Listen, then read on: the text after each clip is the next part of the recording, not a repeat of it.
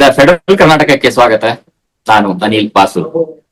ಸರ್ಕಾರಿ ಗುತ್ತಿಗೆಯಲ್ಲಿ ಮುಸ್ಲಿಂ ಸಮುದಾಯಕ್ಕೆ ಶೇಕಡ 4% ಮೀಸಲಾತಿಯನ್ನ ತರೋದಕ್ಕೆ, ಕಾನೂನನ್ನ ಮಾಡೋದಕ್ಕೆ ರಾಜ್ಯ ಸರ್ಕಾರ ಮುಂದಾಗಿದೆ. ಈಗಾಗಲೇ ಈ ಹಿಂದಿನ ಬಜೆಟ್ ಒಂದು ಘೋಷಣೆಯಂತೆ ಈ ಒಂದು ಕಾನೂನನ್ನ ಮಾಡೋದಕ್ಕೆ ರಾಜ್ಯ ಕಾಂಗ್ರೆಸ್ ಸರ್ಕಾರ ಮುಂದಾಗಿರುವಂತದ್ದು. ಜೊತೆಗೆ ಈ ಕುರಿತಂತೆ ಶುಕ್ರವಾರ ನಡೆದಿರುವಂತಹ ಒಂದು ಸಂಪುಟ ಸಭೆಯಲ್ಲಿ ಕೂಡ ಒಂದು ಒಪ್ಪಿಗೆಯನ್ನು ತೆಗೆದುಕೊಳ್ಳಲಾಗಿದೆ. ಈ ವಿಚಾರ ಬಹಳಷ್ಟು ಚರ್ಚೆಗೆ ಈಡಾಗ್ತಾ ಇದೆ. ಜೊತೆಗೆ ಈ ವಿಚಾರಕ್ಕೆ ಕಾಂಗ್ರೆಸ್ ನಾಯಕರು ಹಾಗೂ ಬಿಜೆಪಿ ನಾಯಕರು ತಮ್ಮ ಅಭಿಪ್ರಾಯಗಳನ್ನು ವ್ಯಕ್ತಪಡಿಸ್ತಾ ಇದ್ದಾರೆ. ಹೀಗಾಗಿ ಇದೇ ವಿಚಾರದ ಬಗ್ಗೆ ಇವತ್ತು ನಾವು ಚರ್ಚೆಯನ್ನ ಮಾಡೋಣ. ನಮ್ಮ ಜೊತೆಗೆ ಕೆಪಿಸಿಸಿ ವಕ್ತಾರರಾಗಿರುವಂತಹ ಡಿ ಬಸವರಾಜ್ ಅವರು ಜಾಯ್ನ್ ಆಗ್ತಾ ಇದ್ದಾರೆ. ಬಸವರಾಜ್ ಸರ್, ತಮಗೆ ಕಾರ್ಯಕ್ರಮಕ್ಕೆ ಸ್ವಾಗತ. ನಮಸ್ಕಾರ. ಬಿಜೆಪಿಯ ರಾಜ್ಯ ವಕ್ತಾರರಾಗಿರುವಂತಹ ಯದುಕುಮಾರ್ ಗೌಡ ಅವರು ಜಾಯ್ನ್ ಆಗ್ತಾ ಇದ್ದಾರೆ. ಯದುಕುಮಾರ್ ಗೌಡ ಸರ್, ಕಾರ್ಯಕ್ರಮಕ್ಕೆ ತಮಗೆ ಸ್ವಾಗತ. ನಮಸ್ತೆ ಸರ್.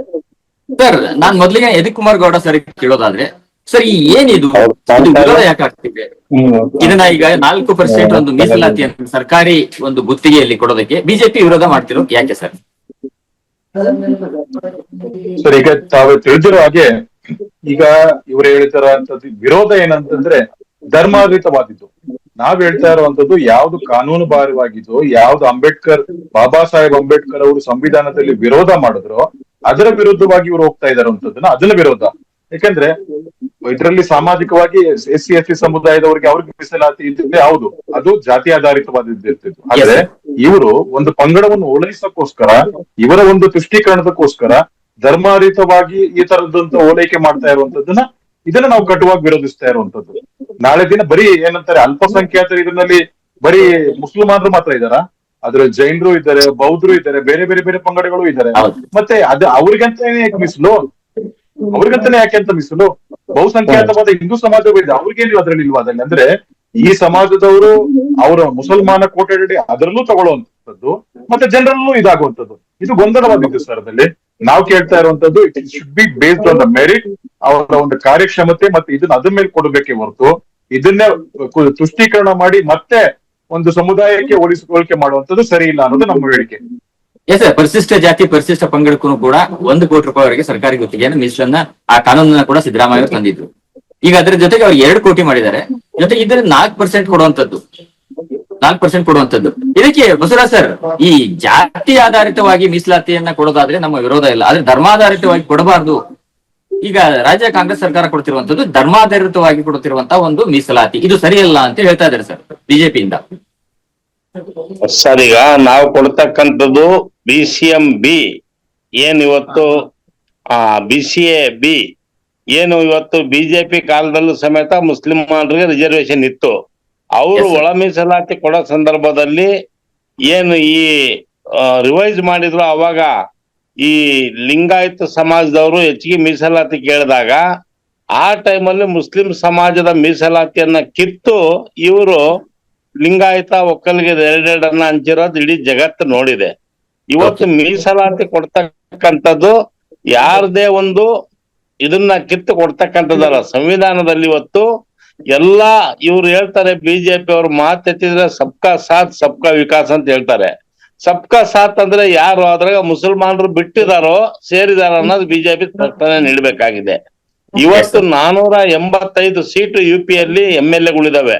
ಅವರು ಬಿಜೆಪಿ ಅವರು ಒಂದೇ ಒಂದು ಸೀಟ್ ಕೊಡೋದಿಲ್ಲ. ಎಲ್ಲಿ ಈ ದೇಶದ ದೊಡ್ಡ ಒಂದು ವಿಧಾನಸಭೆ ಯಾವ್ದಪ್ಪ ಅಂದ್ರೆ UP, ಅಲ್ಲಿ 485 ಸೀಟ್ ಇದಾವೆ. ಒಂದು ಸೀಟನ್ನ ಮುಸ್ಲಿಮಾನರಿಗೆ ಅಲ್ಲಿ ಕೊಡೋದಿಲ್ಲ. ಇವತ್ತು ಕರ್ನಾಟಕದಲ್ಲಿ 34 ಮಂತ್ರಿಗಳಿದ್ದಾರೆ. ಒಂದು ಮಂತ್ರಿಯನ್ನ ಇವತ್ತುವರೆಗೂ ಬಿಜೆಪಿ ಅವ್ರು ಮಾಡ್ಲಿಲ್ಲ. ಅದೇನೋ ಮಮತಾಜ್ ಅಲಿ ಖಾನ್ ಅವ್ರಿಗೆ ಯಡಿಯೂರಪ್ಪ ಅವ್ರು ಮಾಡಿದ್ರು, ಮತ್ತೆ ಅವ್ರು ಸಂಘ ಪರಿವಾರದವರು ಒಂದು ಹಿಂಸೆಗೆ ತಾಳಾರದೆ ರಾಜೀನಾಮೆ ಕೊಟ್ಟು ಹೋದ್ರು ಅವ್ರು, ಮಮತಾಜ್ ಅಲಿ ಖಾನ್ ಅವರು.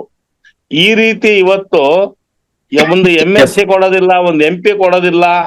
ಬಿಜೆಪಿ ಅವ್ರದ್ದೇನಪ್ಪಾ ಅಂದ್ರೆ ನಿಜವಾಗ್ಲೂ ಜಾತಿ ಆಧಾರಿತ ರಾಜಕಾರಣ ಮಾಡ್ತಕ್ಕಂತಾರೆ ಬಿಜೆಪಿ ಅವರು. ಇವತ್ತು ಮುಸಲ್ಮಾನರನ್ನ ಎಲ್ಲಾ ರಂಗಗಳಲ್ಲಿ ಪಂಚರ್ ಹಾಕೋರು, ಟೈರಿಗೆ ಪಂಚರ್ ಹಾಕೋರು ಅಂತ ಮೊದಲಿಸ್ತಾರೆ.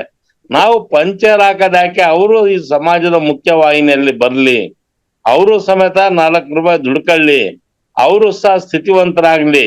ಎಲ್ಲರೂ ಇವತ್ತು ಬಸವಣ್ಣನವರ ಅನುಭವ ಮಂಟಪದಲ್ಲಿ ಎಲ್ಲ ಧರ್ಮ ಸಮಾಜದವರು ಆರ್ಥಿಕವಾಗಿ, ಶೈಕ್ಷಣಿಕವಾಗಿ, ಸಾಮಾಜಿಕವಾಗಿ, ರಾಜಕೀಯವಾಗಿ ಮುನ್ನೆಲೆಗೆ ಬರ್ಬೇಕನ್ನೋದು ಬಸವಣ್ಣನವರ ಆಶಯ.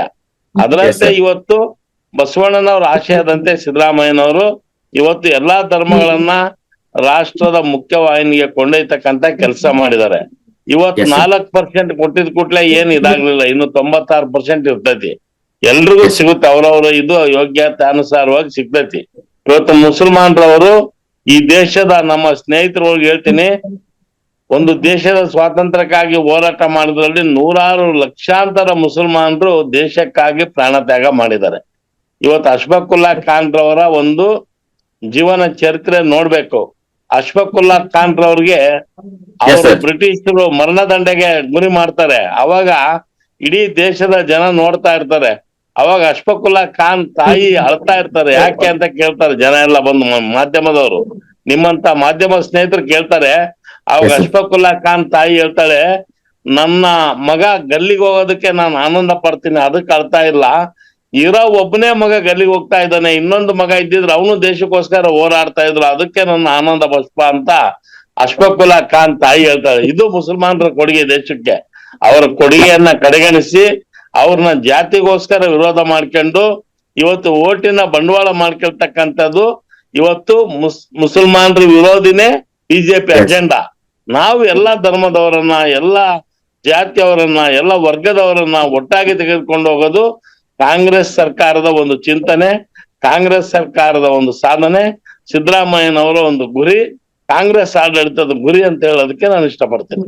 ಯಲಕುಮಾರ್ ಗೌಡ್ ಸರ್, ಎಲ್ಲರನ್ನು ಜೊತೆಗೆ ತೆಗೆದುಕೊಂಡು ಹೋಗ್ಬೇಕು, ಹೀಗಾಗಿ ನಾವು ಅವಕಾಶ ಮಾಡಿಕೊಟ್ಟಿದ್ದೀವಿ, ಮೀಸಲಾತಿ ಕೊಟ್ಟಿದ್ದೀವಿ ಎಂಬಂತ ಹೇಳ್ತಿರುವಂತದ್ದು ಬಸವರಾಜ್ ಸರ್ ಅವರು.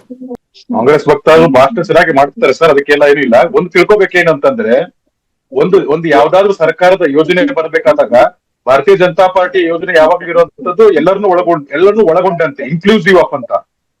ಕೇಂದ್ರ ಸರ್ಕಾರದ ನೂರಾರು ಯೋಜನೆಗಳಲ್ಲಿ ಯಾವುದು ಧರ್ಮಾಧಾರಿತವಲ್ಲ.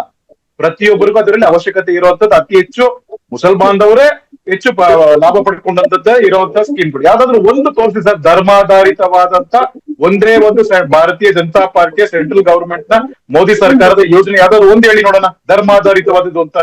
ನಾವ್ ಹೇಳುವಂತದ್ದು, ನಾವು ಕೊಡುವಂತ ಯೋಜನೆಗಳು ಎಲ್ಲರಿಗೂ ಸೇರ್ಬೇಕಾದಂತದ್ದು. ಅದು ಮೇಕ್ ಇನ್ ಇಂಡಿಯಾ ಯೋಜನೆ ಆಗ್ಬೋದು, ಬೇರೆ ಬೇರೆ ಯಾವ್ದಾದ್ರು ತಗೊಂಡಿದ್ನೋ ಅದು ಯೋಜನೆ ಆಗ್ಬೋದು. ಮತ್ತೆ ಇವರೇ ಕೊನೆಯಲ್ಲಿ ಹೇಳ್ತಾ ಇದ್ರು ಯೋಗ್ಯತೆ ಇರ್ಬೇಕಾದಾಗ ಯೋಗ್ಯತೆ ಇರೋವರೆಗೆ ಅಂತ. ಹೌದು, ಅದನ್ನೇ ನಾನು ಹೇಳ್ತಾ ಇರುವಂತದ್ದು. Who are qualified, who are experience, definitely ಪಾಲ್ಗೊಳ್ಬಹುದು, ಅದ್ರಲ್ಲಿ ಏನು ಇಲ್ಲ, ನಾವು ಸಿಗ್ಲೇಬಾರ್ದು ಆತರ ಅಂತಲ್ಲ. ಆದ್ರೆ ಒಂದು ಪಂಗಡಕ್ಕೆ ಮೀಸಲು ಇದನ್ನ ಹೇಳುದು ಸರ್, ಇದು ಇವತ್ತಿಂದಲ್ಲ, ಇವತ್ತು ಇವ್ರು ಎಷ್ಟೊಂದೆಲ್ಲ ಮಾತಾಡ್ತಾ ಇದಾರಲ್ಲ, ಕಳೆದ 60-70 ವರ್ಷದಿಂದ ಏನ್ ಮಾಡಿದ್ರು ಆ ಸಮುದಾಯಕ್ಕೆ ಏನ್ ಮಾಡಿದ್ರು ಸರ್ ಅಲ್ಲಿ? ಇವತ್ತು ಅಷ್ಟು ಅವರು ಬಲಹೀನರಾಗಿ ಆರ್ಥಿಕವಾಗಿ ಅಭಿವೃದ್ಧಿಗೊಳ್ಳದೆ ಇದ್ ಮಾಡಕ್ಕೆ ಇವರೇ ಕಾರಣ. ಯಾಕಂದ್ರೆ ಇವ್ರು ಬೇರೆ ಬೇರೆ ಪಕ್ಷದ ಬಗ್ಗೆ ಗುಮ್ಮ ತೋರಿಸ್ತಾ ಇದ್ರು. ಇನ್ನು ಭಾರತೀಯ ಜನತಾ ಪಾರ್ಟಿ 80 ಆದ್ಮೇಲೆ ಬಂದಾದ್ಮೇಲೆ ಬರೀ ಭಾರತೀಯ ಜನತಾ ಪಾರ್ಟಿಯ ಮುಸಲ್ಮಾನರಿಗೆ ಗುಮ್ಮ ತೋರಿಸ್ತಾರೆ, ಇವ್ರೇನೋ ಮಾಡ್ಬಿಡ್ತಾರೆ ಅಂತ ಅಂದ್ಬಿಟ್ಟು. ಸರ್, ನಾ ಒಂದ್ ಹೇಳಕ್ ಬಯಸ್ತೇನೆ, ದಿವಂಗತ ಮಾಜಿ ಪ್ರಧಾನಿ ಮನಮೋಹನ್ ಸಿಂಗ್ ಅವರು ಒಂದು ಭಾಷಣದಲ್ಲಿ ಅವರೇ ಹೇಳ್ತಾರೆ, ದೇಶದ ಮೊದಲನೇ ಒಂದು ಫಸ್ಟ್ ಫ್ರೂಟ್ ಆಫ್ ದಿ ಇದು ಅದು ಮುಸಲ್ಮಾನರಿಗೆ ಸಲ್ಬೇಕು. ನಾವ್ ಹೇಳಿದ್ದಲ್ಲ, ಒಂದು ಸರ್ಕಾರ ನಡೆಸುತ್ತಿರುವ ಪ್ರಧಾನಮಂತ್ರಿಗಳು ದೇಶಕ್ಕೆ ಹೇಳಿದಂತದ್ದು. ಅಂದ್ರೆ ಅವಾಗ ನೀವು 100 ಕೋಟಿಗೆ ಮೊದಲಂತೀರಾ ಇಲ್ಲ 20 ಕೋಟಿಗೆ ಮೊದಲಂತೀರಾ? ಇದು ಸಮಾಜ ಆಗತ್ತಾ? ಇದು ಸಮಾಜ ಆಗತ್ತಾ ಸರ್? ಇದನ್ನ ನಾವು ಕೇಳ್ತಾ ಇರೋಂಥದ್ದು. ನಮ್ಮ ಯೋಜನೆಗಳು ಎಲ್ಲರನ್ನು ಇನ್ಕ್ಲೂಸಿವ್ ಆಗಿರ್ಬೇಕು, ಯಾರನ್ನು ಎಕ್ಸ್ಕ್ಲೂಸಿವ್ ಮಾಡಿ ತರುವಂತದ್ದಂತದ್ದಲ್ಲ. ಆಮೇಲೆ ಈ ಗುತ್ತಿಗೆ ಆಧಾರದ ಜೊತೆಗೆ ಈ ಬಜೆಟ್ ನಲ್ಲಿ ಏನ್ ಹಲಾಲ್ ಬಜೆಟ್ ಅಂತ ನಾವು ಕರಿತೀವಿ, ಇದೊಂಥರ ಮುಸ್ಲಿಂ ಲೀಗ್ ಬಜೆಟ್.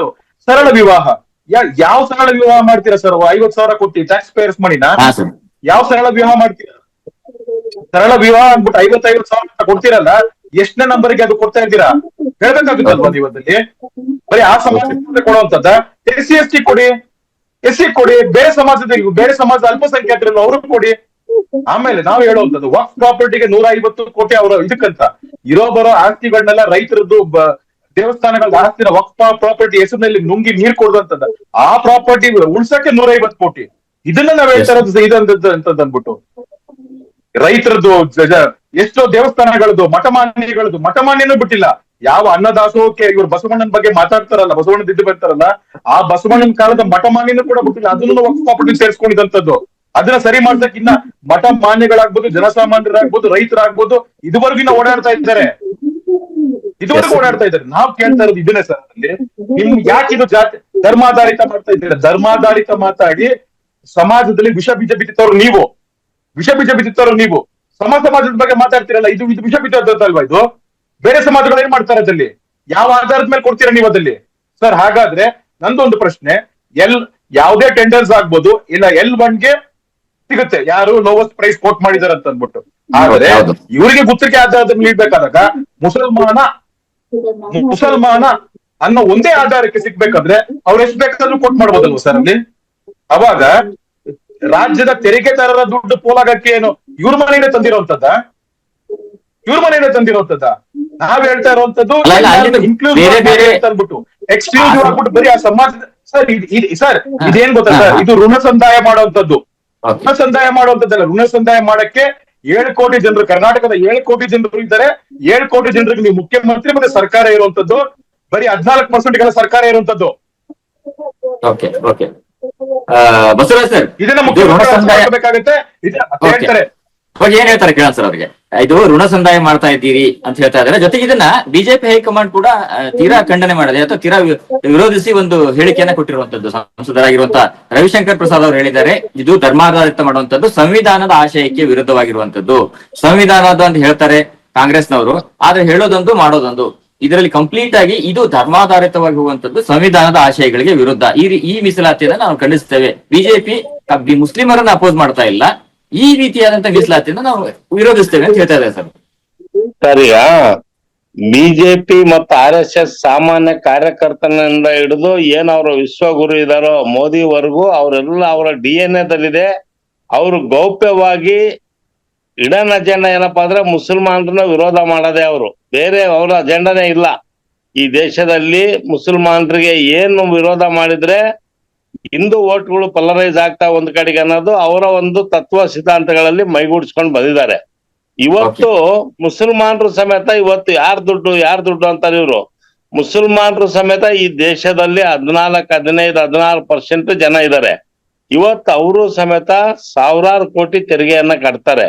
ಆ ತೆರಿಗೆ ಹಣದಲ್ಲಿ ಅವರು ಇವತ್ತೊಂದು 4% ಸರ್ಕಾರ ಇವತ್ತು ಅವ್ರಿಗೆ ಪ್ರೋತ್ಸಾಹಕವಾಗಿ ಆರ್ಥಿಕವಾಗಿ ಅವರು ಬೆಳಿಬೇಕು, ಸಮಾಜದ ಮುಖ್ಯ ವಾಹಿನಿಗೆ ಬರ್ಬೇಕನ್ನೋ ಉದ್ದೇಶದಿಂದ ಇವತ್ತು SC/ST ಅಷ್ಟೇ ಕೊಟ್ಟಿಲ್ಲ. SC/ST ಜನಸಂಖ್ಯೆ 24.10 ಇದೆ. ಅದರ ಅನುಗುಣವಾಗಿ ಇವತ್ತು ನಾವು ಅವ್ರಿಗೆ ಅಭಿವೃದ್ಧಿ ಕಾರ್ಯಗಳನ್ನ ಮಾಡ್ಲಿಕ್ಕೆ ಬೇರೆ ಬೇರೆ ಇದರಲ್ಲಿ ರಂಗಗಳಲ್ಲಿ ವರ್ಗದಲ್ಲಿ ಅಭಿವೃದ್ಧಿಯಲ್ಲಿ ಅವ್ರಿಗೆ 24.10 ಸುಮಾರು 42,000 ಕೋಟಿ 42,018 ಕೋಟಿ ಮೊನ್ನೆ ಬಜೆಟ್ ಅಲ್ಲಿ ಸಿದ್ದರಾಮಯ್ಯನವರು ಮೀಸಲಿಟ್ಟಿದ್ದಾರೆ. ಅದೇ ರೀತಿಯಲ್ಲಿ OBC ಅವ್ರಿಗೂ ಸಮೇತ ಈ ಗುತ್ತಿಗೆ ಆಧಾರದಲ್ಲಿ ಹಿಂದುಳಿದ ವರ್ಗದವರಿಗೂ ಕೊಟ್ಟಿದ್ದಾರೆ. ಮುಸಲ್ಮಾನರಿಗೆ ಮಾತ್ರ ಯಾಕೆ ವಿರೋಧ ಮಾಡೋದು? ನೀವು SC/STಗೂ ಹಿಂದುಳಿದವ್ರಿಗೆ ವಿರೋಧ ಮಾಡ್ರಿ. ನಾವು ಜಾತಿಯಿಂದಾನೇ ತಗೊಳ್ಳೋದು. SC/ST ಅವರು ಯಾರು ಪರಿಶಿಷ್ಟ ಜಾತಿ ವರ್ಗದಲ್ಲಿರ್ತೀವೋ ನಾವು ಇವತ್ತು ರಿಸರ್ವೇಶನ್ ಅನ್ನ ಜಾತಿ ಆಧಾರಿತವಾಗಿ ನಾವು ಪಡಿತಾ ಇದೀವಿ. SC/ST ಇವತ್ತು ನಿಮಗೆ ನಿಜವಾಗ್ಲೂ ದಮ್ಮು ತಾಕತ್ತಿದ್ರೆ SC/ST ನ ವಿರೋಧ ಮಾಡಿ, ಹಿಂದುಳಿದ ವರ್ಗನ ವಿರೋಧ ಮಾಡಿ. ಇವತ್ತು ಬಿಜೆಪಿ RSS ಹೇಳ್ತಿದ್ದಾರೆ ಜಾತಿ ಆಧಾರಿತವಾಗಿ ಕೊಡುವಂತದ್ದಕ್ಕೆ ನಮ್ ವಿರೋಧ ಇಲ್ಲ, ಧರ್ಮ ಆಧಾರಿತವಾಗಿ ಕೊಡುವಂತದ್ದಕ್ಕೆ ನಮ್ ವಿರೋಧ ಇದೆ ಅಂತ ಹೇಳಿದ್ದಾರೆ. ಧರ್ಮಾಧಾರಿತ ಅಲ್ಲ, ಅದು ಒಂದು ಧರ್ಮ. ಇವತ್ತು ಹಿಂದೂಗಳಲ್ಲಿ ಹಿಂದೂಗಳು ಅಂಬೇಡ್ಕರ್ ಏನ್ ಹೇಳ್ತಾರೆ, ಅವರ ಕೊನೆಗಾಲದಲ್ಲಿ ಹಿಂದೂ ಧರ್ಮದಲ್ಲಿ ಇರೋದೇ ಬೇಡ ಅಂತ ಬೌದ್ಧ ಧರ್ಮ ತೆಗೆದುಕೊಳ್ತಾರೆ. ಯಾಕೆ ಬೌದ್ಧ ಧರ್ಮ ಸ್ವೀಕಾರ ಮಾಡ್ತಾರೆ ಅಂಬೇಡ್ಕರ್ ಅಂದ್ರೆ, ಇಲ್ಲಿ ನಡೀತಕ್ಕಂತ ತಾರತಮ್ಯ, ಇಲ್ಲಿ ನಡೀತಕ್ಕಂತ ಅಸಮಾನತೆ ಧಿಕ್ಕರಿಸಿ ಅವರು ಬೌದ್ಧ ಧರ್ಮವನ್ನ ಸ್ವೀಕಾರ ಮಾಡ್ತಾರೆ. ಇವತ್ತು ಅದನ್ನೆಲ್ಲ ನಾವು ತುಲನೆ ಮಾಡಿದಾಗ ಇವತ್ತು ಮೊನ್ನೆ ಒಬ್ಬ ಪಾರ್ಲಿಮೆಂಟ್ ಮೆಂಬರ್ ಈ ದೇಶದ biggest forum in the world, ಪ್ರಪಂಚದಲ್ಲಿ ಭಾರತದ ಪ್ರಜಾಪ್ರಭುತ್ವ ವ್ಯವಸ್ಥೆಯಲ್ಲಿ ನಮ್ಮ ಸಂವಿಧಾನ biggest forum in the world.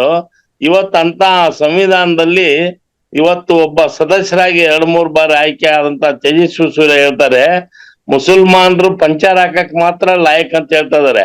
Puncture ಹಾಕೋದಕ್ಕಲ್ಲ, ಈ ದೇಶದ ಅಭಿವೃದ್ಧಿಯಲ್ಲಿ ಅವ್ರು ಇರ್ಬೇಕು, ಈ ದೇಶದ ಮುಖ್ಯ ವಾಹಿನಿಯಲ್ಲಿ ಅವ್ರು ಇರ್ಬೇಕು. ಈ ದೇಶದ ಸ್ವಾತಂತ್ರ್ಯ ಹೋರಾಟದಲ್ಲಿ ಅವರು ಪ್ರಾಣ ತೆತ್ತಿದ್ದಾರೆ. ಈ ದೇಶದ ಅಭಿವೃದ್ಧಿಯಲ್ಲಿ ಇವತ್ತು ಒಬ್ಬ ಜವಾನ ಇಲ್ಲಾಂದ್ರೆ ಒಂದು ಆಫೀಸ್ ನಡೆಯೋದಿಲ್ಲ. ಜವಾನನೂ ಬೇಕು, ದಿವಾನನೂ ಬೇಕು, ಎಲ್ಲ 5 ಬೆರಳು ಬೇಕು ಒಂದು ಕೆಲಸ ಮಾಡ್ಬೇಕಂದ್ರೆ ಒಬ್ಬ ವ್ಯಕ್ತಿಗೆ. ಆ ದೃಷ್ಟಿಯಿಂದ ಇವತ್ತು ಮುಸಲ್ಮಾನ್ ಸಮಾಜದವರನ್ನು ಸಮೇತ ನಾವು ಮನುಷ್ಯರನ್ನಾಗಿ ನೋಡೋದೇ ಕಾಂಗ್ರೆಸ್ ಪಕ್ಷದ ತತ್ವ. ಮನುಷ್ಯರನ್ನ ಪಶುಗಳಂತೆ ಪ್ರಾಣಿಗಳಂತೆ ನೋಡ್ತಕ್ಕಂಥದ್ದು ಬಿಜೆಪಿ ಅವ್ರ ಕೆಲಸ. ಇವತ್ತೇನು ಬಿಜೆಪಿ ಜೊತೆಗೆ ಬೇರೆ ಬೇರೆ ಅಲ್ಪಸಂಖ್ಯಾ ಸಮುದಾಯದವರು ಇದ್ದಾರೆ, ಅಲ್ವಾ ಸರ್? ಯದುಕುಮಾರ್ ಗೌಡ ಸರ್, ಅವ್ರಿಗೂ ಅಭಿವೃದ್ಧಿಗೋಸ್ಕರ ಸಪರೇಟ್ ಆದ ಮೀಸಲಾತಿಯನ್ನು ನೀಡಿದೀವಿ. ಸಂದರ್ಭ ಬಂದ್ರೆ ಆ ಸಮುದಾಯಗಳಿಂದನೂ ಇವತ್ತು ಜೈನರು ಗುತ್ತಿಗೆ ಆಧಾರದಲ್ಲಿ ಕೆಲಸ ಮಾಡ್ತಾರಂತ ಅವ್ರು ಬಂದ್ರೆ ಅವರು ಅಪೇಕ್ಷೆ ಪಟ್ರೆ ಅವ್ರಿಗೂ ಸಮೇತ ಅವರು ಇನ್ನೊಂದು ಬಸವರಾಜ್ ಸರ್, ಯದುಕುಮಾರ್ ಗೌಡ ಸರ್ ಕೇಳ್ತಿದ್ರು ಋಣ ಸಂದಾಯ ಅಂತ ಹೇಳಿದ್ರು ಅಲ್ವಾ ಯದುಕುಮಾರ್ ಗೌಡ ಸರ್? ಋಣ ಸಂದಾಯ ಮಾಡ್ತಾ ಇದ್ದೀರಿ ಅಂತ ಆರೋಪ ಮಾಡಿದ್ರು ಅವರು. ಋಣ ಸಂದಾಯ ಅನ್ನೋದು ಬಿಜೆಪಿ ಅವರ ಪರಿಕಲ್ಪನೆ. ಅದು ನಾವು ಆ ರೀತಿ ಋಣ ಸಂದಾಯ ಅಲ್ಲ, ಮನುಷ್ಯರನ್ನಾಗಿ ನೋಡ್ತಕ್ಕಂಥದ್ದು ನಮ್ಮ ಒಂದು ತತ್ವ ಸಿದ್ಧಾಂತಗಳಲ್ಲಿ ಮೈಗೂಡಿಸ್ಕೊಂಡಿರೋದು ನಾವು ತತ್ವ ಸಿದ್ಧಾಂತಗಳಲ್ಲಿ ಎಲ್ರು ಒಂದೇ, ಎಲ್ರು ಸಮಾನರಾಗಿರ್ಬೇಕು, ಎಲ್ಲರೂ ಈ ರಾಷ್ಟ್ರದ ಮುಖ್ಯ ವಾಹಿನಿಯಲ್ಲಿ ಬರ್ಬೇಕು. ಇವತ್ತೊಂದು ಮನೆ ಇರುತ್ತೆ, 4 ಜನ ಮಕ್ಕಳಿದ್ರೆ ಒಬ್ಬನ ಅಂಗವಿಕಲ ಇರ್ತಾನೆ, ಅಂಗವಿಕಲನ ಮೇಲೆ ತಂದೆ ತಾಯಿಗಳಿಗೆ ಸ್ವಲ್ಪ ಹೆಚ್ಚಿನ ಪ್ರೀತಿ ಇರುತ್ತೆ. ಯಾರು ಇವತ್ತು ಸ್ಪೆಷಲ್ ಚೈಲ್ಡ್ ಇರ್ತಾರೆ ಅವ್ರ ಬಗ್ಗೆ ಕನಿಕರ ಇರುತ್ತೆ. ಆ ರೀತಿ ಇವತ್ತು ಸಮಾಜದಲ್ಲಿ ಕಟ್ಟ ಕಡೆಯವರಾಗಿ ಆರ್ಥಿಕವಾಗಿ ಒಂದ್ ಕಡೆ ಸಾಚಾರ ವರದಿಯಲ್ಲಿ ಹೇಳ್ತಾರೆ, ಇವತ್ತು ಪರಿಶಿಷ್ಟ ಜಾತಿ ವರ್ಗದವ್ರಿಗಿಂತಲೂ ಕಡೆಗಣಿಸಲ್ಪಟ್ಟವ್ರು ಯಾರಾದ್ರೂ ಇದ್ರೆ ಮುಸ್ಲಿಂ ಧರ್ಮದವ್ರಂತ ಸಾಚಾರ ವರದಿ ಸೆಂಟ್ರಲ್ ಗೌರ್ಮೆಂಟ್ ಅಲ್ಲಿ ರಿಪೋರ್ಟ್ ಇದೆ. ಅಂತ ಜನರಿಗೆ ಆರ್ಥಿಕವಾಗಿ ಸ್ವಲ್ಪ ಮೇಲೆತ್ತಕ್ಕಂಥದ್ದು ಒಳ್ಳೆಯ ಕೆಲಸ.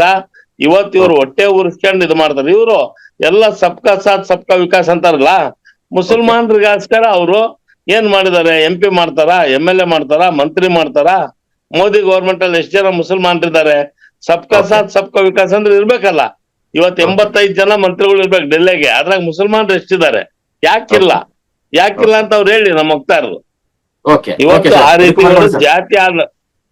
ಜಾತಿ ಆಧಾರಿತವಾಗಿ ನೋಡ್ತಕ್ಕಂಥವ್ರು ಅವರು, ನಾವು ಧರ್ಮಾಧಾರಿತವಾಗಿ ನೋಡ್ತಕ್ಕಂಥವ್ರು ಅವರು. ನಾವು ಯಾವುದೇ ಧರ್ಮ ಇರ್ಲಿ, ಅವ್ರ ಅಸಮಾನತೆಯಿಂದ ನರಳ್ತಾ ಇದ್ದಾರೆ ಅಂದ್ರೆ ಅವ್ರನ್ನ ಮುಖ್ಯವಾಹಿನಿಗೆ ಕರೆ ತರಬೇಕು, ಮನುಷ್ಯರನ್ನ ಮನುಷ್ಯರಾಗಿ ನೋಡ್ಬೇಕು ಅನ್ನೋದು ನಮ್ಮ ಧರ್ಮ. ಅಷ್ಟು ಮಾತ್ರ 4% ಕೊಟ್ಟಿದ್ವಿ. ಈಗ ಬೇರೆ ವಿಚಾರಗಳು ಬಿಜೆಪಿ ಅವರು ಇವತ್ತು ವಿಜಯೇಂದ್ರ ಯತ್ನಾಳ್ ಹೊಡೆದಾಟವನ್ನ ಮರೆಮಾಕೋಸ್ಕರ ಅವ್ರು ತಂದಿದ್ದಾರೆ ಇದನ್ನ. ಬೇರೆ ವಿಷಯಗಳೇ ಇಲ್ಲ ಅವ್ರಿಗೆ ಇವತ್ತು. ಬೇರೆ ವಿಷಯ ಇಲ್ದಿದ್ದಕ್ಕೆ ಇವತ್ತು ಡೈವರ್ಟ್ ಮಾಡ್ಲಿಕ್ಕೆ ಈ ರೀತಿ ಮುಸಲ್ಮಾನರದು ರಿಸರ್ವೇಶನ್ ಬರ್ತಾರೆ. ಇವತ್ತು ವಿಜಯೇಂದ್ರ ಯತ್ನಾಳ್ ಅವ್ರ ಬಗ್ಗೆ ಹೇಳ್ತಾರೆ, ಅದನ್ನ ಮಾಡ್ತಾ ಇದ್ದಾರೆ.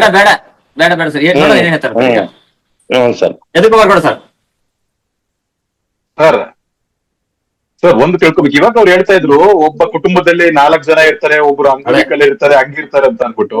ಈ ಆಧಾರದ ಮೇಲೆ ಅಂತ ಕಾಂಗ್ರೆಸ್ ಭಕ್ತಾರರು ಕೇಳ್ತೀನಿ, ಇದೇ ಆಧಾರದ ಮೇಲೆ ಫೆಡರಲ್ ಸ್ಟ್ರಕ್ಚರ್ ಇರುವಂತದ್ದು ಭಾರತದ್ದು. ಒಂದು ರಾಜ್ಯ ಶ್ರೀಮಂತವಾಗಿರುತ್ತೆ, ಇನ್ನೊಂದು ರಾಜ್ಯ ಇದ್ ಮಾಡುತ್ತೆ.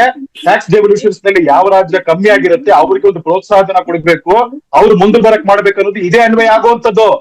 ಇದನ್ನ ತಿಳ್ಕೊಬೇಕು ಮೊದ್ಲು ಅವರದಲ್ಲಿ. ಇದನ್ನೇನ್ ಎಕ್ಸಾಂಪಲ್ ಕೊಟ್ರಲ್ಲ ಅವರದಲ್ಲಿ, ಇದನ್ನೇ ರಾಷ್ಟ್ರದಲ್ಲಿ ಆಗುವಂತ ಅದನ್ನ ತಿಳ್ಕೊಬೇಕಾಗಿರುವಂತದ್ದು.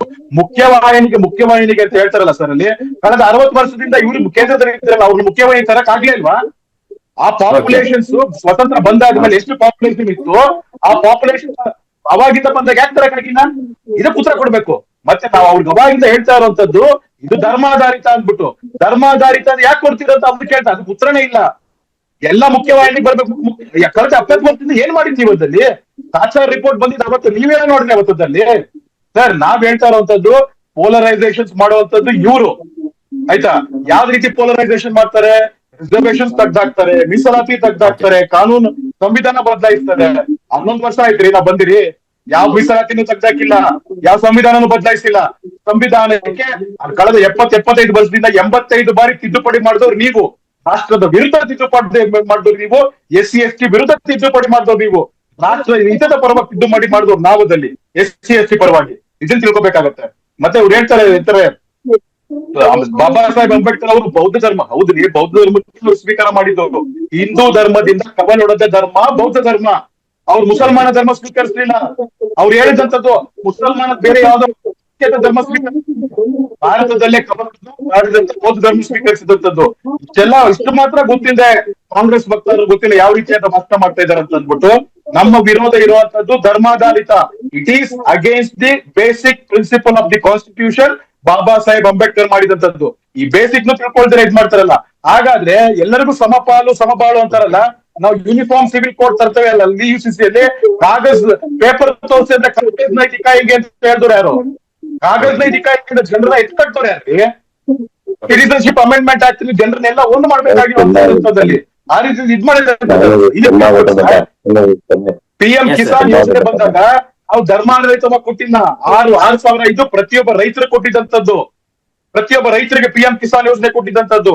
ಆಯುಷ್ಮಾನ್ ಕಾರ್ಡ್ ಧರ್ಮಾಧಾರಿತ ಮಾಡಿಲ್ಲ, ಪ್ರತಿಯೊಬ್ಬ ಭಾರತೀಯರಿಗೂ ಕೊಟ್ಟಿದ್ದಂತದ್ದು. ಯಾರು ಭಾರತೀಯರು ಇರ್ತಾರೋ ಎಲ್ರಿಗೂ ಕೊಟ್ಟಿದ್ದಂತದ್ದು. ನಿಮ್ಮ ಹತ್ರ ಧರ್ಮಾಧಾರಿತ ಕೊಟ್ಟಿದ್ದಂತಲ್ಲ. ಇದು ಸಾಂಪ್ರದಾಯಿಕವಾಗಿ ಧರ್ಮದ ಇವ್ರು ತಂದಿಡ್ತಾ ಇರೋಂಥದ್ದನ್ನ ಇದನ್ನ ಸರಿ ಮಾಡಕ್ ವಿರೋಧ ಇರೋದು ನಮ್ದಲ್ಲಿ. ಇದನ್ನ ಸರಿ ಮಾಡಕ್ ಅನ್ನೋದಲ್ಲಿ. Yes sir. ಇನ್ನೊಂದು ಬಸವರಾಜ್ ಸರ್ ಹಾಗೆ ಕುಮಾರ್ ಗೌಡ್ ಸರ್ ಅವರು, ಈ ಮುಸ್ಲಿಮರಿಗೆ ಇರುವಂತ ಏನ್ ಮೀಸಲಾತಿ ಇದೆಯಾ ಇದನ್ನ 10% ಹೆಚ್ಚಿಗೆ ಮಾಡೋದಕ್ಕೆ ಸಚಿವರಾಗಿರುವಂತ ಜಮೀರ್ ಅಹಮದ್ ಖಾನ್ ಅವರ ಏನು ವಿಶೇಷ ಕರ್ತವ್ಯಾಧಿಕಾರಿ ಅವರು ಒಂದು ಲೆಟರ್ ಬರೆದಿದ್ದಾರೆ. ಯಾರಿಗೆ? ಅಲ್ಪಸಂಖ್ಯಾತ ಇಲಾಖೆಯ ಕಾರ್ಯದರ್ಶಿ ಅವರಿಗೆ. ಈ ಕುರಿತಂತೆ ಅಂತ ಹೇಳಿದ್ರೆ ಈ ಯಾರು ಅಲ್ಪಸಂಖ್ಯಾತ ಇಂಜಿನಿಯರ್ಸ್ ಅಸೋಸಿಯೇಷನ್ ಅವರನ್ನು ಮೀಟ್ ಮಾಡ್ತೀವಿ, ಹಿಂದೆ ಕೂಡ ಮೀಟ್ ಮಾಡಿ ಅವ್ರು ಮನವಿ ಮಾಡ್ಕೊಂಡಿತ್ತು. ಇದನ್ನ ಸಿದ್ದರಾಮಯ್ಯ ಜೊತೆಗೂ ಕೂಡ ಜಮೀರ್ ಅಹಮದ್ ಖಾನ್ ಅವರು ಚರ್ಚೆ ಮಾಡಿದ್ದಾರೆ ಅಂತದಿತ್ತು. ಆದ್ರೆ 10% ಏರ್ಸೋದಕ್ಕೆ ಈಗಾಗಲೇ ಸಚಿವರು ಪತ್ರ ಬರೆದಿರೋದ್ರಿಂದ ಅಷ್ಟರವರೆಗೆ ಏನು ಏರಿಕೆ ಆಗ್ತದೆ ಅಥವಾ ಚರ್ಚೆ ನಡೀತಿದ್ಯಾ ಬಸವರಾಜ್ ಸರ್? ಆ ರೀತಿ ಇವತ್ತು ಯಾರಿಗಾದ್ರೂ ಕೊಡ್ಬೇಕಂದ್ರೆ ಹೆಚ್ಚಿಗೆ ಕೇಳ್ತಾರೆ, ಪ್ರತಿಯೊಬ್ಬರು ಕೇಳ್ತಾರೆ. ಆದ್ರೆ ಸಿದ್ದರಾಮಯ್ಯನವರು ಎಲ್ಲರ ಹಿತವನ್ನ ಬಯಸಿ ಯಾರಿಗೂ ಅನ್ಯಾಯ ಆಗದ ರೀತಿಯಲ್ಲಿ 100ರಲ್ಲಿ 4% ಬಜೆಟ್ ಅಲ್ಲಿ ಇವತ್ತು ನಮ್ದು 4,09,4.5 ಲಕ್ಷದ ಬಜೆಟ್ ನಮ್ದು ಇವತ್ತು. ಈ ಕರ್ನಾಟಕದ ಬಜೆಟ್ 4 ಲಕ್ಷಕ್ಕೆ ಮೀರಿದೆ. ಅದರಲ್ಲಿ ಇವತ್ತು ಇಡೀ ಎಂಟೈರ್ ಅಲ್ಪಸಂಖ್ಯಾತರಿಗೆ ಹಂಗಂದ್ರೆ 14ರಿಂದ 16% ಜನಸಂಖ್ಯೆ ಇದೆ ಅವ್ರು ಕರ್ನಾಟಕದಲ್ಲಿ. ಇದ್ರ ಪ್ರಕಾರ ಹೋದ್ರೆ ಅವ್ರು ಹೇಳ್ದಂಗೆ 10% 14% ಕೊಡ್ಬೇಕಾಗ್ತದೆ. ಆದ್ರೆ ಸಿದ್ದರಾಮಯ್ಯನವರು ಎಲ್ಲರನ್ನ ಒಟ್ಟಿಗೆ ತೆಗೆದುಕೊಂಡು ಹೋಗ್ಬೇಕು, ನಾವು ನ್ಯಾಯಯುತವಾಗಿ ಮಾಡ್ಬೇಕು ಅಂತೇಳಿ 4% ಕೊಟ್ಟಿದ್ದಾರೆ. ಅವ್ರು ಎಷ್ಟಾದ್ರೂ ಡಿಮಾಂಡ್ ಕೇಳಿ. ಆದ್ರೆ ಸಿದ್ದರಾಮಯ್ಯನವರು ನಮ್ಮ ಸಚಿವ ಸಂಪುಟ ತೀರ್ಮಾನ ಮಾಡಿರ್ತಕ್ಕಂಥದ್ದು ನ್ಯಾಯಬದ್ಧವಾಗಿದೆ. ಇವರು ನಾನು ಕೇಳಿದೆ, ಅದಕ್ಕೆ ಉತ್ತರ ಹೇಳಿಲ್ಲ. 485 ಅಸೆಂಬ್ಲಿ ಸೀಟ್ ಇದಾವೆ, ಯಾಕೆ ಮುಸಲ್ಮಾನರನ್ನ ಅವ್ರು ದೂರ ಇಟ್ಟಿದ್ದಾರೆ? ಯಾಕೆ ಕರ್ನಾಟಕದಲ್ಲಿ MLC MP ಗಳು ಬರ್ತವೆ, ಆ ರಾಜ್ಯಸಭಾ ಇರ್ಬೋದು, ಲೋಕಸಭೆ ಇರ್ಬೋದು, ವಿಧಾನಸಭೆ ಇರ್ಬೋದು, ಮುಸಲ್ಮಾನರನ್ನ ಯಾಕೆ ದೇಶದಲ್ಲಿ ದೂರ ಇಟ್ಟಿದ್ದಾರೆ? ಅದಕ್ಕೆ ಉತ್ತರ ಕೊಡ್ಬೇಕು ಅವರು. ಮುಸಲ್ಮಾನರು ಮನುಷ್ಯರಲ್ವಾ? ನೀವು ಅವ್ರನ್ನ ಯಾವ ರೀತಿ ನೋಡ್ತಾ ಇದ್ದೀರಿ ಅಂತಕ್ಕಂಥದ್ದು ನಿಮ್ಮ ಮಾತಿನಲ್ಲೇ ಇದೆ. ಆಮೇಲೆ ಸಂವಿಧಾನವನ್ನ ಬದಲಾಯಿಸಕ್ಕೋಸ್ಕರನೇ ನಾನು ಬಂದಿರೋದಂತ ಒಬ್ಬ ಕೇಂದ್ರ ಸಚಿವರು ಅನಂತ್ ಕುಮಾರ್ ಹೆಗಡೆ ಅವರು ಬಹಿರಂಗವಾಗಿ ಭಾಷಣ ಮಾಡ್ತಾ ಇದ್ರು. ಅನಂತ್ ಕುಮಾರ್ ಹೆಗಡೆ ಅವರು ಕೇಂದ್ರ ಸಚಿವ ಸ್ಥಾನದಾಗಿದ್ರು. ನರೇಂದ್ರ ಮೋದಿ ಅವರು ಇಮ್ಮಿಡಿಯೇಟ್ ಆಗಿ ಅವ್ರನ್ನ ರಿಮೂವ್ ಮಾಡ್ಬೇಕಾಗಿತ್ತು, ಕಿತ್ತಾಕ್ಬೇಕಾಗಿತ್ತು, ವಜಾ ಮಾಡ್ಬೇಕಾಗಿತ್ತು. ಯಾಕೆ ವಜಾ ಮಾಡ್ಲಿಲ್ಲ ಅಂದ್ರೆ ಆಂತರಿಕವಾಗಿ ನರೇಂದ್ರ ಮೋದಿ ಅವರು ಸಮೇತ ಅವ್ರಿಗೆ ಫುಲ್ ಮೆಜಾರಿಟಿ ಬಂದಾಗ ಸಂವಿಧಾನ ಬದಲಾಯಿಸೋದಕ್ಕೆ ಒಂಚು ಹಾಕೊಂಡು ಕಾದ್ ಕುಂತಾರ ಅವರು. ಇವತ್ತು ಒಂದೊಂದೇ ಅವರ ಇಡನ್ ಅಜೆಂಡಾದಲ್ಲಿ ಗಾಂಧೀಜಿ ವಿರುದ್ಧವಾಗಿದ್ದಾರೆ, ಅಂಬೇಡ್ಕರ್ ವಿರುದ್ಧವಾಗಿದ್ದಾರೆ. ಈ ದೇಶದ ತತ್ವ ಸಿದ್ಧಾಂತ ಆದರ್ಶಗಳು ಸಂವಿಧಾನ ವಿರುದ್ಧವಾಗಿ ಯಾರಾದ್ರೂ ನಡ್ಕೊಳ್ತಾರಪ್ಪ ಅಂದ್ರೆ ಮನುವಾದಿಗಳು ಯಾರಾದ್ರೂ ಇದ್ರೆ ಅದು ಬಿಜೆಪಿ ಮತ್ತು RSS ನವರು.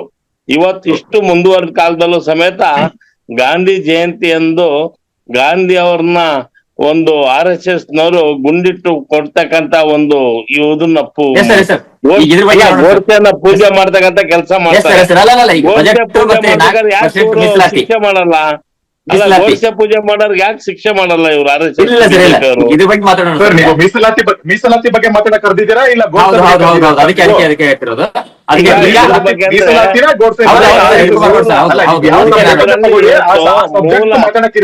ತತ್ವಗಳಲ್ಲಿ ಮೀಸಲಾತಿ ಬಗ್ಗೆ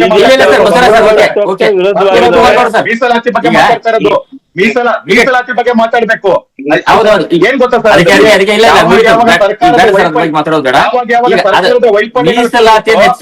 ಕೋಮವಾದಿಗಳು ಕೊಡುವಂತದ್ದು. ಸರ್ ನಾವು ಕೇಳುವಂತದ್ದು ಏನಂತಂದ್ರೆ, ಅವ್ರು ಕೊಟ್ಟಂತ ಹೇಳ್ತಾರೆ ಮಹಾತ್ಮ ಗಾಂಧಿ ಅವರಿಗೆ ಏನೋ ಒಂದು ಗೌರವ ಕೊಡ್ಬೇಕಾಯ್ತು, ರಾಷ್ಟ್ರಾದ್ಯಂತ ರಾಷ್ಟ್ರಪಿತರಾಗಿ ಎಲ್ಲರೂ ಕೊಡುವಂತದ್ದಿದೆ. ಆದ್ರೆ ನಾವು ಇದ್ದೀವಿ ಅದಲ್ಲಿ, ಆಯ್ತಾ? ತಾವು ಸಂವಿಧಾನದ ಬಗ್ಗೆ ಇಷ್ಟೊಂದು ಮಾತಾಡ್ತಿರಲ್ಲ. ಬಾಬಾ ಸಾಹೇಬ್ ಅಂಬೇಡ್ಕರ್ ಅವರು ಸತ್ತಾಗ ಯಾವ ರೀತಿ ಕಾಂಗ್ರೆಸ್ ವಿವರಿಸ್ತು ಅಂತ ಅಂದ್ಬಿಟ್ಟು ರಮೇಶ್ ಕುಮಾರ್ ಯಾವ ರೀತಿ ಅವ್ರು ಹೇಳಿದ್ ಉತ್ತರ ಕೊಡ್ಬೇಕಾಗುತ್ತಲ್ಲ ಸರ್. ರಮೇಶ್ ಕುಮಾರ್ ಯಾವ ರೀತಿ ಅಂತ ಹೇಳಿದ್ರು, ನಮ್ಮ ಸತ್ತಾಗ ಅವ್ರಿಗೆ ಭೂಮಿ ಕೊಡಕ್ಕೆ ಇದಿಲ್ಲ ಅಂತ ಅಂದ್ಬಿಟ್ಟು, ಯೋಗ್ಯತೆ ಇಲ್ಲ ಅಂದ್ಬಿಟ್ಟು, ಇದು ಕಾಂಗ್ರೆಸ್ ನೀತಿಯದಲ್ಲಿ. ಮೊನ್ನೆ ನಾನು ಹೇಳ್ತಾ ಇರೋದು, ಮೊನ್ನೆ ಕಾರ್ಮಿಕ ಸಚಿವರು ಕಾರ್ಮಿಕರಿಗೆ ಕೊಡ್ಬೇಕಾದಂತ ಕಿಟ್ 600 ರೂಪಾಯಿಗೆ ಸಿಗುವಂತ ಕಾರ್ಮಿಕರ ಕಿಟ್ಟನ್ನ 2,600 ರೂಪಾಯಿ ಕೊಟ್ಟು 350 ಕೋಟಿ ಹಗರಣ ಮಾಡಿದ್ದಾರೆ. ಅದಕ್ಕೆ ಉತ್ತರ ಕೊಡಕ್ಕಾಗಲ್ಲ. ಮಾತಿನ ಮುಂಚೆ ಡಾಲರ್ ಬಗ್ಗೆ ಮಾತಾಡ್ತಾರೆ, GDP ಬಗ್ಗೆ ಮಾತಾಡ್ತಾರೆ. ಹೇಳ್ಬೇಕಾದ್ರೆ ಸಂತೋಷ್ ಲಾಡ್ ಸದನದಲ್ಲಿ ₹600 ಸಿಗೋದು 2600 ಅಂತ ಅಂದ್ಬಿಟ್ಟು ಯಾವ ಇದು ಕೊಟ್ರಿ ಅದಲ್ಲಿ? ಅದು ಕಾರ್ಮಿಕರ ದುಡ್ಡು ತಾನೆ, ಅದು ಜನ ಅದು BJP ಏನ್ ಕೊಡ್ಬೇಕು. ಕೋವಿಡ್ ಹಗರಣದಲ್ಲಿ ಅವ್ರು ಯಾವಾಗ ಡಿವಿಯೇಷನ್ಸ್ ಮಾಡ್ತಾರೋ ನಾವು ಅದು ಡಿವಿಯೇಷನ್ಸ್ ಆಗಿ ಅವ್ರ ಹಗರಣಗಳಾಗ್ಬೋದು, ಅದೇನಾಗ್ಬೋದು ಹೇಳ್ಬೇಕಾಗಿತ್ತು ಅದಲ್ಲಿ. ಇವ್ರಿಗೆ ಯೋಗ್ಯತೆ ಇಲ್ಲ RSS ಬಗ್ಗೆ ಮಾತಾಡುವಂತದ್ದಲ್ಲಿ. ಸರ್ ಈಗ ಬೇಡ ಈಗ ಸರ್, ಈಗ ಟು ಬಿ ಮೀಸಲಾತಿ ಮುಸ್ಲಿಮ್ಗೆ ಇರುವಂತಹ ಟು ಬಿ ಮೀಸಲಾತಿ ಇದೆ ಶೇಕಡ 10ಕ್ಕೆ. ಅವ್ರು ಹೇಳಿದಕ್ಕೆ ತಾವು ವಿರೋಧ ಮಾಡ್ಬೇಕು ಸರ್ ಅಲ್ಲಿ. ಸರಿ ಆಯ್ತು ಸರ್, ಆಯ್ತು ಸರ್, ಈಗ ಬೇಡ ಇಲ್ಲ ನೀವು ಹೇಳಿದ್ರಿ ಸರ್, ಪಕ್ಷದ ವಕ್ತಾರ ಇಲ್ಲ ನೀವು ಹೇಳಿದ್ರಿ ಏನಂತೆ ಮುಸ್ಲಿಮರಿಗೆ ಟು ಬಿ ಮೀಸಲಾತಿನ ಶೇಕಡ 10ಕ್ಕೆ ಏರಿಸೋದಕ್ಕೆ ಜಮೀರ್ ಅಹಮದ್ ಖಾನ್ ಅವರ ವಿಶೇಷ ಕರ್ತವ್ಯಾಧಿಕಾರಿಗಳು ಅಲ್ಪಸಂಖ್ಯಾತ ಕಲ್ಯಾಣ ಇಲಾಖೆಯ ಕಾರ್ಯದರ್ಶಿಗಳು ಪತ್ರ ಬರೆದಿದ್ದಾರೆ. ಅದಕ್ಕೆ ನಿಮ್ಮ ಒಂದು ಅಭಿಪ್ರಾಯ ಸರ್, ನೀವ್ ಏನ್ ಹೇಳ್ತೀರಾ ಅದಕ್ಕೆ? ಸರ್ ನೋಡಿ ಸರ್, ಯಾವ್ದೋ ಒಂದು ವ್ಯಕ್ತಿ ಪತ್ರ ಬರ್ದಿರ್ತಕ್ಕಂಥ ತಕ್ಷಣ ಅದೆಲ್ಲ ಆಗುವಂತದ್ದಲ್ಲ. ಸಚಿವರು ಈ ಬಗ್ಗೆ ಚರ್ಚೆ ಆಗಿದೆ ಎಂಬುದು ಕೂಡ ಇದೆ. ಸರ್ ಅದಕ್ಕೆ ಆದಂತ ಚರ್ಚೆ ಆಗ್ಬೇಕಾಗುತ್ತೆ, ಸದನದಲ್ಲಿ ವ್ಯಾಪಕವಾದ ಚರ್ಚೆ ಆಗ್ಬೇಕಾಗುತ್ತೆ, ಪ್ರೋಸ್ ಅಂಡ್ ಕಾನ್ಸ್ ಮಾಡ್ಬೇಕಾಗುತ್ತೆ, ಬೇರೆ ಬೇರೆ ಏನಂತಾರೆ ಜಾತಿ ಪಕ್ಷಗಳು ಅದನ್ನೆಲ್ಲ ನೋಡ್ಬೇಕಾಗುತ್ತೆ. ನೀವು ಋಣ ಸಂದಾಯ ಮಾಡ್ಬೇಕು ಅಂತ ಯಾವ್ದೋ ಇದನ್ನ ಪಾಸಿಬಲ್ ಅಂತ ಇವಾಗ ಸಂವಿಧಾನದಲ್ಲಿ ಏನ್ ಪಡೆದಿದೆಯೋ ಅದನ್ನ ಮಾತ್ರ ಆಗೋದೇ ಹೊರತು you can just go on with whatever you have.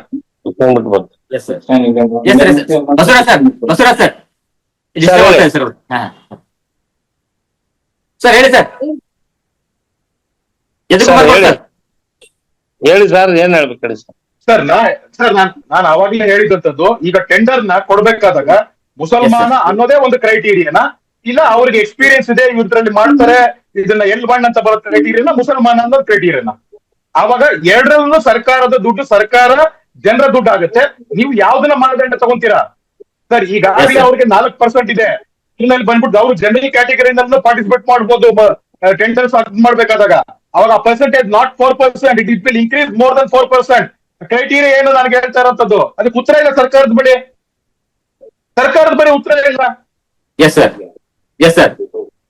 Basavaraj sir ಹೇಳಿ ಸರ್. ಯಾವುದೇ ಒಂದು ಟೆಂಡರ್ ಕೊಡ್ಬೇಕಾದ್ರೆ ಸರ್ಕಾರದಲ್ಲಿ 4% ಅಂದ್ರೆ ಗುತ್ತಿಗೆ ಅವ್ರು ಕೊಡ್ತಕ್ಕಂಥದ್ದಲ್ಲ, ನಿಯಮ ನಿಬಂಧನೆಗಳು ಇರ್ತವೆ. Tender terms and condition applied. ಸುಮ್ನೆ ಗುತ್ತಿಗೆ 4% ಅವ್ರು ಕೊಡಕ್ ಬರೋದಿಲ್ಲ.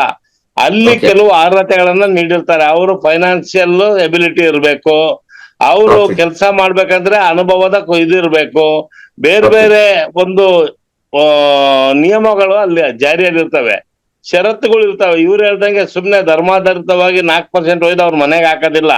ಬೇರೆಯವ್ರಿಗೆ ಏನ್ ಕ್ರೈಟೇರಿಯಾ ಇರ್ತವೆ ಇವರು ಬಿಜೆಪಿ ಅವ್ರಿಗೆ DNA ದಲ್ಲಿ ಇವತ್ತು ಮುಸಲ್ಮಾನರನ್ನ ವಿರೋಧ ಮಾಡೋದೇ ಅಜೆಂಡಾ ಆಗಿದೆ. ಗೊತ್ತಿಲ್ಲ ಬಿಜೆಪಿ ಅವ್ರಿಗೆ ಮುಸಲ್ಮಾನರು ದೇಶದ ಪ್ರಜೆಗಳ ಸಾಮಾನ್ಯ ಜ್ಞಾನ ಇಲ್ಲ. ಅವರು ಅಂಧಾಕಾರದಲ್ಲಿ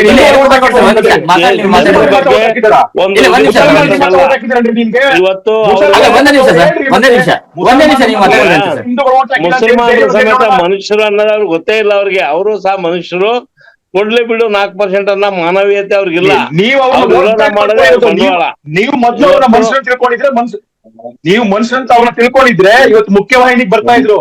ನೀವು ಅವ್ರನ್ನ ವೋಟ್ ಬ್ಯಾಂಕ್ ಆಗಿ ಮಾಡ್ಕೊಂಡಿದ್ದಕ್ಕೆ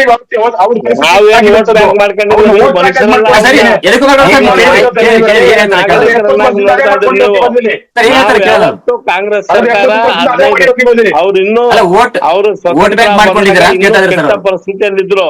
15 ಅಂಶಗಳ ಅಲ್ಪಸಂಖ್ಯಾತರಿಗಾಗಿ ಕಾರ್ಯಕ್ರಮ ರೂಪಿಸಿ ಇಂದಿರಾ ಗಾಂಧಿ ನೆಹರು ಕಾಲದಿಂದನೂ ನಾವು ಎಲ್ಲಾ ಧರ್ಮದವರಿಗೆ SC ST ಗೆ 18%, ಮುಸಲ್ಮಾನರಿಗೆ ಅಲ್ಪಸಂಖ್ಯಾತರಿಗೆ 15% ಕಾರ್ಯಕ್ರಮಗಳನ್ನ, ಬಡವರಿಗೆ 20% ಕಾರ್ಯಕ್ರಮಗಳನ್ನ ಎಲ್ಲರನ್ನು ಎತ್ತತಕ್ಕಂತ ಕೆಲಸ ಕಾಂಗ್ರೆಸ್ ಮಾಡಿದೆ.